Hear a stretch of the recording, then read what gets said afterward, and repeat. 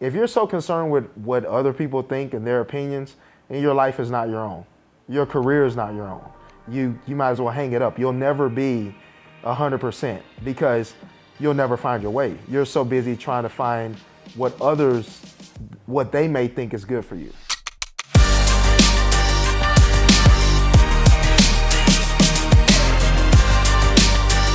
And, like I said, it comes all back to bodybuilding. If I was chasing a Ronnie Coleman physique, we're different. I'll never get there because that was his physique, it worked for him, that was that. If I was chasing someone else, because then now my training, my dieting, all my methods to this thing that I'm doing are now all gonna be centered around what they're doing. And then I lose my way.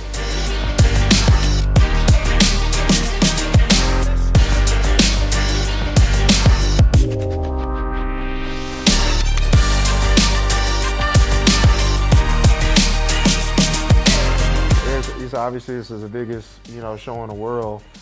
So you approach it with a mentality like you have to be better than, you're only as good as your last showing. So for me, I was successful at, in getting a victory out in California, but I remember going back and looking at, some of the videos, some of the pictures, and I remember thinking to myself, I don't really like how I look right there, certain shots and stuff like that. So it was definitely a little bit different urgency when it was time to go back home and train, because I knew, at this competition it was going to be the best of the best. So you're going to train a little bit harder. You're going to be a little bit more strict on your diet. I don't know if I could have been any more strict than I was. But, the mentality is different because you're going for something bigger. So it's more of an all-in mentality, like going for broke versus I'm just going to qualify, and so it's just that this is the top of the mountain, and it doesn't get any higher, than this right here.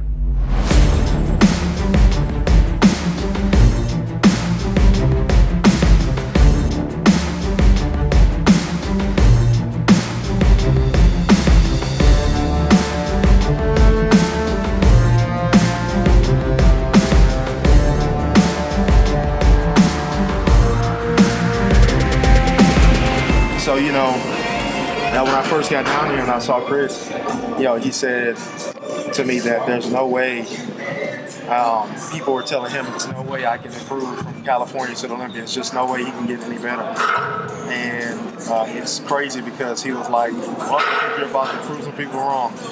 And, definitely are better. I mean, I actually surprised myself, and it's cool because I had a few people that are close to me, my training partner, tell me, you're going to surprise yourself. So I got to say that they were correct, and I am pretty surprised on how I'm looking. It just shows a testament to the hard work that I put in just a few months. So it's time to go display it. And prove some people right and prove some people wrong.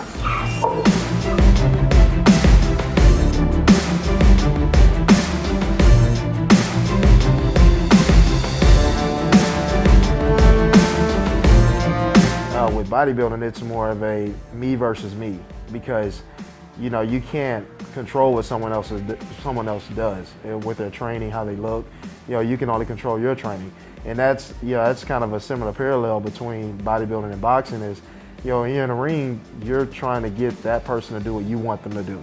So you have a plan of how it's going to go, but if it doesn't work out, you have to adapt and adjust.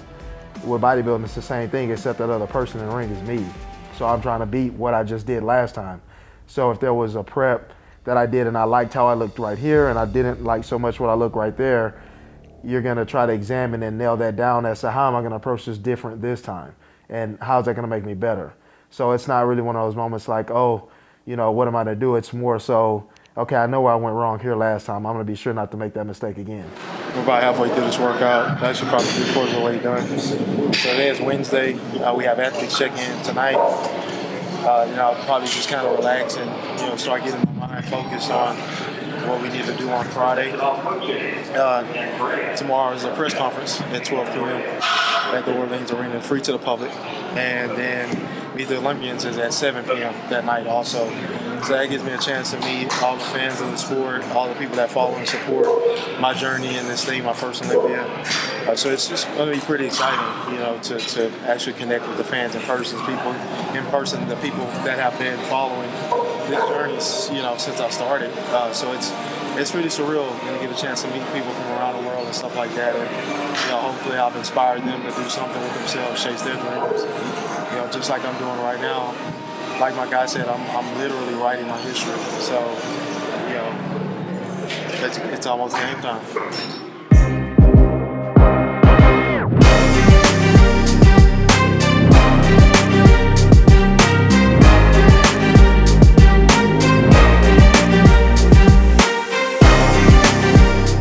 Yeah, I think it probably hit me maybe about a week ago. Once I qualified, it was, okay, I'm qualified for Olympia, so what are we gonna do now?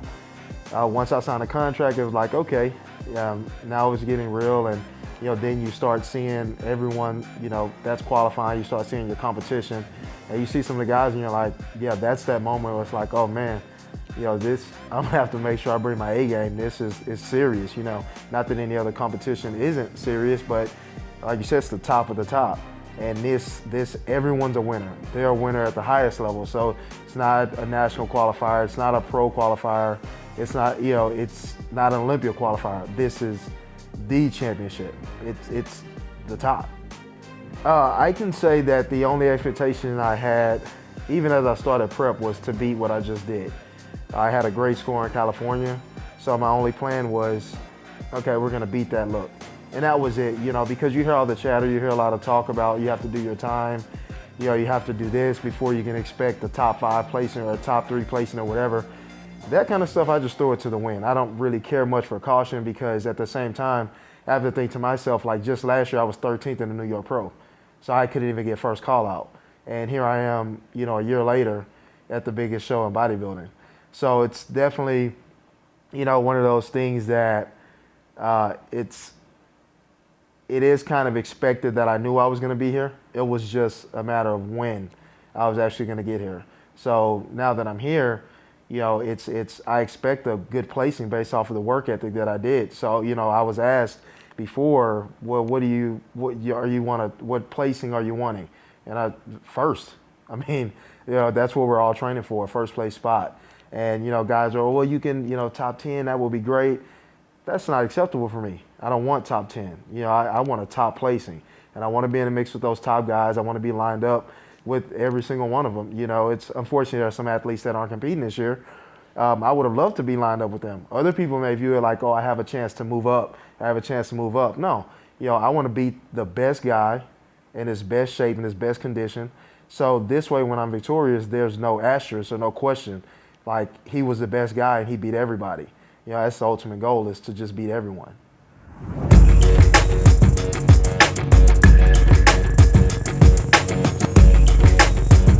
It's one of those deals where, it's when the sport first, hit the mainstream.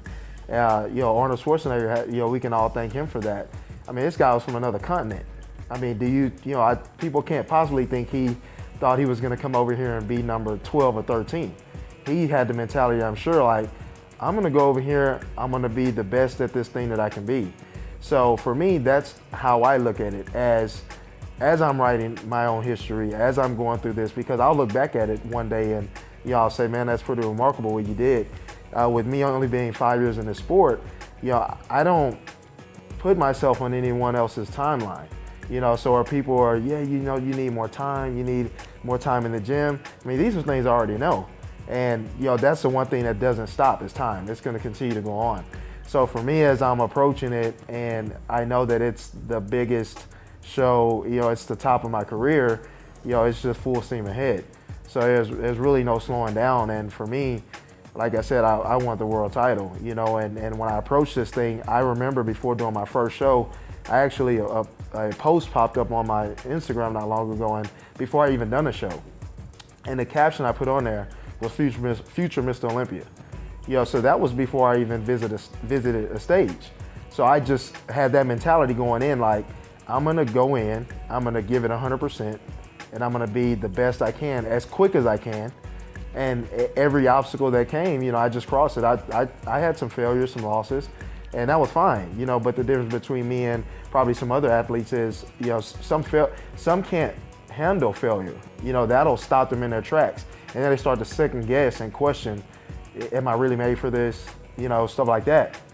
For me, it's like immediately, okay, you didn't succeed. You didn't get the outcome you wanted. So how can you make that happen next time? And then it just fuels me. So then I'm just better and better every time. And that's what I try to tell people, or, when they see me at shows or they see pictures that pop out that I may put out, and, people, oh, well, he needs this, he needs that. The one difference between me and a lot of athletes, one, like you said, I am young in this sport, but I have proven that I make changes every single time I visit the stage. So this Olympia will be no different. I will be improved from what I just did in California. And then the next time I'm on this stage, because there will be a next time, I'll be improved even more. So, my whole mentality is to take it as far as it can go, 100%, without slowing down.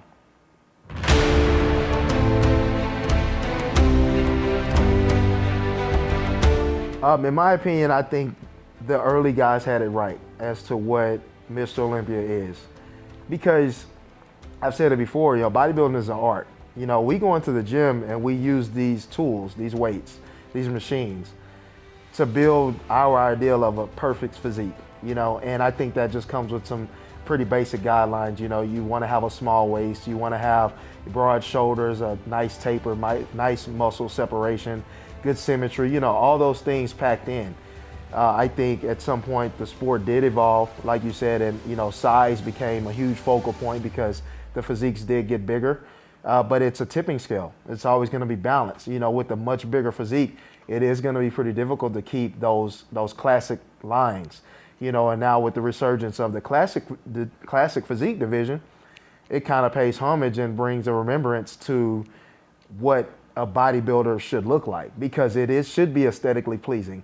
We don't go to an art gallery. There may be some paintings that just splashed on the wall. Someone, maybe they looked up and put it together and it sells for $1 million because of the artist. I don't know. But at some point, that artist, I guarantee you, started with some simple lines. And he had a vision of a masterpiece and he drew it. And then in the end, he could look and say, man, this is what I created. So for me, that's what I feel like Mr. Olympia should be. I had a vision for my body. When I started this, I'm never going to be the biggest guy, and I'm completely okay with that. But I can have really old school defining lines and muscle separation that's going to stand out, because everyone is chasing a big physique. Everyone wants to be bigger, and there's nothing wrong with that. But at the same time, you have to think of, where did this originate from, the true beauty of this sport. And like I said, we had guys like Labrada, Lee Haney, Frank Zane, all those guys. Back in the 90s, you could look at the top 10 in Olympia and they all look like first place.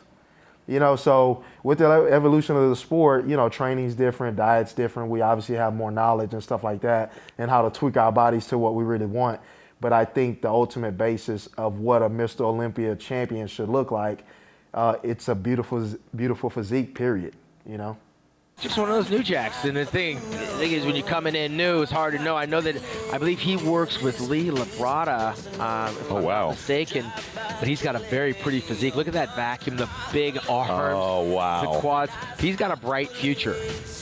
I believe he won the California State Championships, Pro Championships, to get here, and he has one of the prettier athletic-looking physiques. Look at the quads, look at the hamstring. That's what you want to see. Oh, wow. Yeah, this is a nice debut, tiny waist. You have to have the approach that, when I say stay in my own lane and I have a physique of what I want and I'm not going to deviate from that, it's going to be along the fact that, like you said, you get bigger and you're going to sacrifice some lines. I mean, it's muscle that it expands. The bigger it gets, it's going to be hard to maintain those lines. But at the end of the day, what you present as your perfect physique is going to be what you're able to build. So if I was to listen to the chatter and people and, oh, he should be bigger, he should be this. It's funny, because the same people that will look at my physique and say, I should be bigger, they'll go look at a bigger physique and say his waist should be smaller. And they'll say, his conditioning isn't good. He's so big he can't condition the muscle.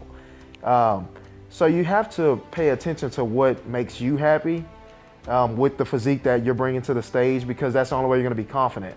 I can't control what others' opinions are of what they think my physique should look like, because I can't control what they want. Every 10 person, if I get 10 people and line them up, they're all gonna have a different idea of what they think the perfect physique is. Some will say, oh, it's huge, it doesn't matter about lines. It's bodybuilding, it should be unattainable.